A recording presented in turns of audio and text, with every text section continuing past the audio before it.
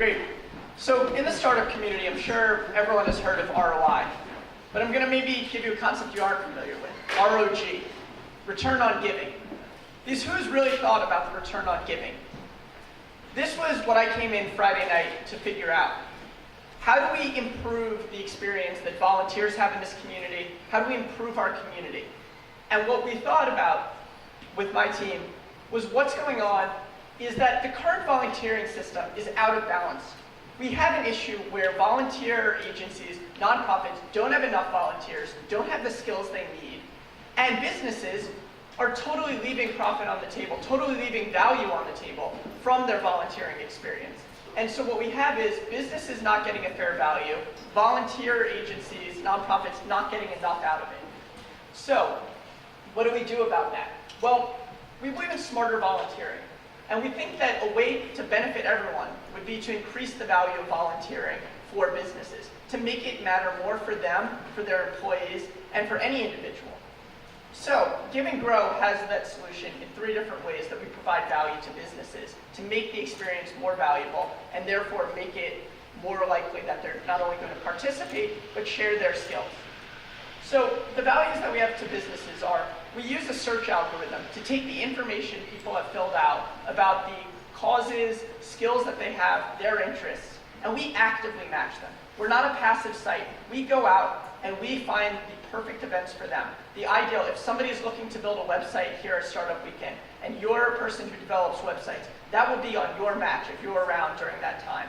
The next thing we do, though, is we really work on creating a way that a small business can get the word out about all the good work they're doing. I know a lot of startups here are looking for places where they can kind of spread the work that they do, where they can show what they're doing.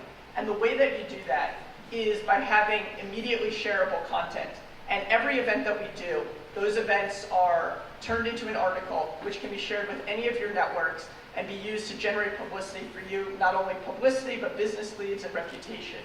And furthermore, in doing so, we give nonprofits the opportunity to endorse those volunteers who have been most helpful to them, a way to build your social reputation. And so from a small business side, it's a way to build your name, a way to get out there in the community and be seen as somebody doing this kind of work. As a larger corporation, the competition's even more fierce. I work at PNC, I'm on the leadership board for young professionals, and the amount of competition we have as far as the initiatives we do for volunteering internally would be nothing compared to the comparisons we would get once we worked between different companies.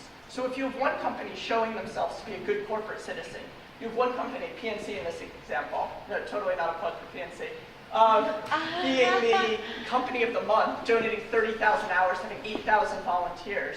Well, what is BNY Mellon going to do? What is UPMC? What are similarly sized companies going to do?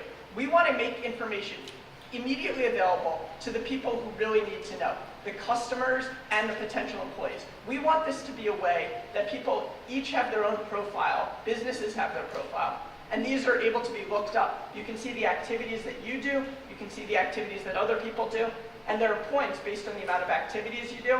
There are also endorsements that people can look at to look at your own business credentials and the work that you've done in the community. We want to say that just like LinkedIn has your professional criteria, your professional work, this is your social work. These are the things that show you what has been going on in your life and show other people, prospective business partners, prospective clients, what we're looking to do.